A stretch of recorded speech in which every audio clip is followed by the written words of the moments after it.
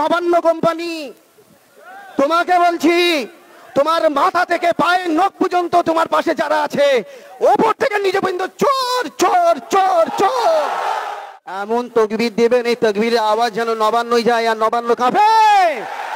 হিন্দু, মুসলমান, জৈন, খ্রিস্টান, দলিত, আদিবাসীদেরকে আমি জানিয়ে দিতে চাই, যে সরকার নবান্নই বসে আছে এ সরকার ভারতের সবথেকে বড় খুনি সরকার। এ খুনি সরকারকে আগে এখান থেকে সরাতে হবে। ওই দিন এই বাঘের বাচ্চা কাফন মাথায় দিয়ে লালবাজারে দাঁড়িয়ে থাকবে আমার ভাই নওশাদ সিদ্দিকী আনার জন্য। চোরগুলোকে তোমরা পুষে রেখে দিয়েছো।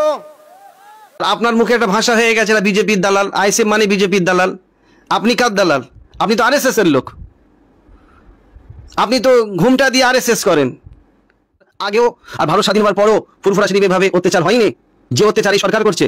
পশ্চিমবাংলার মুখ্যমন্ত্রী মমতা বন্দ্যোপাধ্যায় জিন্দাবাদ, অভিষেক বন্দ্যোপাধ্যায় জিন্দাবাদ, ফুরফুরা শরীফ জিন্দাবাদ, বসিরহাটে আল্লামা রুহুল আমিন হুজুর জিন্দাবাদ।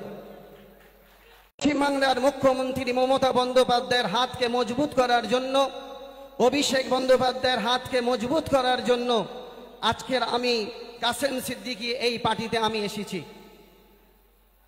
পশ্চিমবাংলার মাননীয় মুখ্যমন্ত্রী মমতা বন্দ্যোপাধ্যায়, অভিষেক ব্যানার্জি বাবু যেভাবে হিন্দু, মুসলমান, দলিত, আদিবাসী সবাইকে এক জায়গায় দাঁড়িয়ে শান্তির বার্তা দিয়ে আসছেন, সব ধর্মের মানুষকে এক জায়গায় রেখে পশ্চিমবাংলার জমিনটাকে সাজাচ্ছে।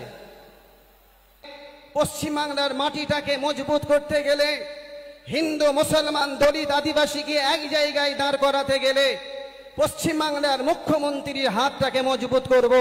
তাই আমাকে পশ্চিমবাংলার মুখ্যমন্ত্রী একটা জায়গা আমাকে দিয়েছেন।